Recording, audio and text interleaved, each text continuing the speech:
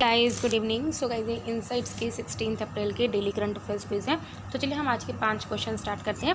Which of the following body is the designated authority to examine and act upon purported malpractices in the local body election. Simple बात यह कि कोई local body में elections हो रहे हैं, चाहे पंचायत के हो रहे हैं, चाहे म्यूनिसिपैलिटीज़ के हो रहे हैं, तो वहाँ पे कौन सी बॉडीज़ है जो मॉनिटर करती है, एग्जामिन करती है कि कहीं माल प्रैक्टिसेस तो नहीं हो रही है। Election commission of India, state election commission, जिला परिषद या डिस्ट्रिक्ट प्लानिंग कमेटी। तो आपको पता होना चाहिए इससे कोई इलेक्शंस का जो सुपरविजन करते हैं, एग्जामिन करता है, वो काम किसका होता है? स्टेट इलेक्शन कमीशन का। तो इसका जो राइट आंसर है वो है स्टेट इलेक्शन कमीशन। देखो गाइस, अगर इलेक्शंस प्रेसिडेंट के हों या फिर लोकसभा के हों या फिर जो स्टेट लेजिस्लेचर्स के हों, तो उस वक्त क्या होता है, जो इलेक्शन कमीशन ऑफ इंडिया क्या होती है, रिस्पॉन्सिबल होती है। फाइन।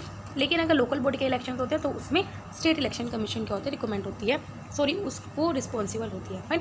आर्टिकल 324 के अंडर क्या है, वो इंडिपेंडेंट इलेक्शन कमीशन का प्रोविज़न है, जो क्या करते हैं, हमारी इंडिया में जो इलेक्शंस होते हैं उनको सुपरिटेंडेंस करती है, डायरेक्ट करती है और कंट्रोल होती है। ठीक है।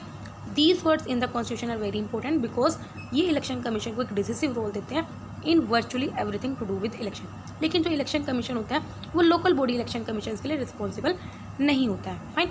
इसलिए जो स्टेट इलेक्शन कमीशन होता है लोकल बॉडी के लिए वो रिस्पॉन्सिबल होता है और वो इलेक्शन कमीशन ऑफ इंडिया से इंडिपेंडेंट वर्क करता है। Fine. Next question, consider the following statement. आपको जरा अच्छे से पढ़ने, क्वेश्चन इंपॉर्टेंट है। POCSO act, that is the protection of children from sexual offence act 2012 was enacted pursuant to the article 15 of the constitution. देखो इस आजकल हम इंडियन पॉलिटी पढ़ रहे हैं तो आपको पता होगा आर्टिकल 15 के अंडर क्या पोक्सो एक्ट को हमने मतलब एक परस्यू किया हुआ है। According to POCSO act 2012, it is the legal duty upon a person who has the knowledge that child has been sexually abused to report the offense। Simple बात ये कि इसके एक्ट के अंडर अगर सपोज करो किसी बंदे को पता है कि हाँ इस पर्टिकुलर बच्चे के साथ ऐसा कुछ हुआ है तो उसको रिपोर्ट करना चाहिए। ठीक है, ये बात बोला है। UN convention on the rights of children protects children from the sexual assault, sexual harassment and pornography. ये बात बिल्कुल करेक्ट है। तीनों के तीनों स्टेटमेंट क्या है इसमें बिल्कुल करेक्ट है और आपको करेक्ट स्टेटमेंट्स ही बतानी थी। देखो यहाँ पे हमेशा देख लिया करो कि आपको करेक्ट स्टेटमेंट बतानी है, इनकरेक्ट बतानी है। अब जरा हम इसकी डिटेल पढ़ते हैं। देखो जो एग्रीवेटेड पेनिट्रेटिव सेक्सुअल असोल्ट है वो पोक्सो एक्ट के अंडर एक तरह का रेप की तरह ही माना जाता है और जो पर्सन को इस ऑफेंस के अंदर चार्ज किया जाता है, ठीक है, वो ये नहीं देखा जाता कि जो रेप हुआ है वो किस सर्कमस्टांसिस में हुआ है, क्या वो रिलेशनशिप में था, मतलब ट्रस्ट रिलेशनशिप में था, ये था।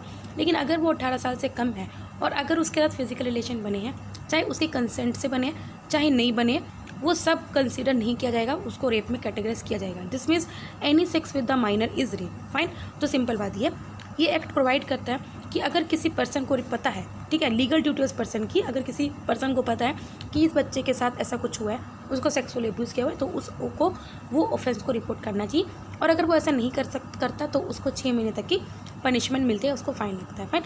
इसके अलावा हाँ, हमने पोक्सो को परस्यू ये किया है under article 15 of the constitution, जो अलाउ करता है स्टेट को कि हम स्पेशल प्रोविज़न बना सकते हैं वुमेन के लिए और चिल्ड्रन के लिए अंडर आर्टिकल 15 क्लोज 3 और जो UN convention on rights of child है वो क्या करता है, चिल्ड्रन को प्रोटेक्ट करता है from sexual assault, sexual harassment and the pornography. Fine. Next question है, again very important question. Consider the following statement regarding the national commission for OBCs या backward classes. National commission for backward classes is the non constitutional body. आप बताइए। Under the ministry of social justice and power, ये गलत है। Constitutional body under article 338B। The commission was the outcome of the Indra Sawhney and ORS versus union of India. ये बात बिल्कुल correct है। This commission considers exclusion in and inclusion in from the list of communities notified as backward for the purpose of job reservation. ये बात भी बिल्कुल correct है। The commission has the powers of civil court. ये बात बिल्कुल correct है। Simple बात यह है, थर्ड स्टेटमेंट में बोला कि कमीशन का काम किया है कि इस ओबीसीज की लिस्ट में से किस कम्युनिटी को ऐड करना चाहिए, किस कम्युनिटी को रिमूव करना चाहिए, ये कंसीडर करती है। ये बात बिल्कुल सही है। और इसके बाद सिविल कोर्ट की पावर होती है, ये बात भी सही है। तो second, third and fourth statement के इसमें बिल्कुल करेक्ट है। तो जो करेक्ट आंसर क्या है, second and third fourth. Fine. आप देख सकते हो 2017 में 123rd कॉन्स्टिट्यूशन अमेंडमेंट बिल और 102nd अमेंडमेंट एक्ट 2018 से कॉन्स्टिट्यूशन में क्या किया था, national commission for backward classes को कॉन्स्टिट्यूशनल बॉडी बना दी थी under article 338B under the ministry of social justice and the empowerment. Fine. वैसे तो ये 14 अगस्त 1993 में सेटअप हो गई थी, लेकिन जो कॉन्स्टिट्यूशनल बॉडी बनाई है उसको कब बनाई है, 2018 में। ठीक है।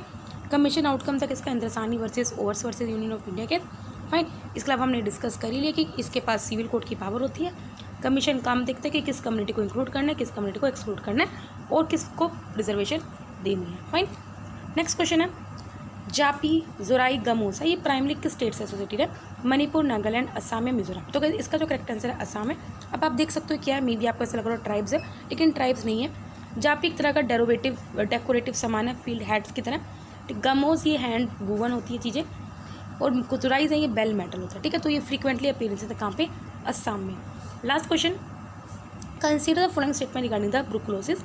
ये एक बैक्टीरियल डिजीज है जो मेनली इन्फेक्ट करता है cattle, swine, goats, sheep and dogs को। ये करेक्ट बिल्कुल स्टेटमेंट है, हम पढ़ते रहते हैं डेली करंट अफेयर्स में।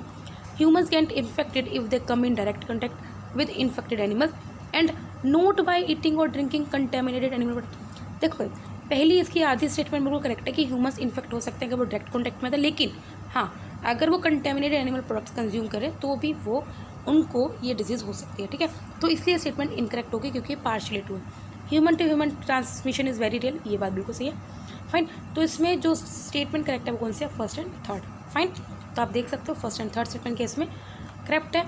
अगेन आप इसको पढ़ भी सकते हो कि जो ब्रुकुलोसिस है बैक्टीरियल डिजीज़ है जो मेनली इन्फेक्ट करती है कैटल, स्वाइन, गोट्स को।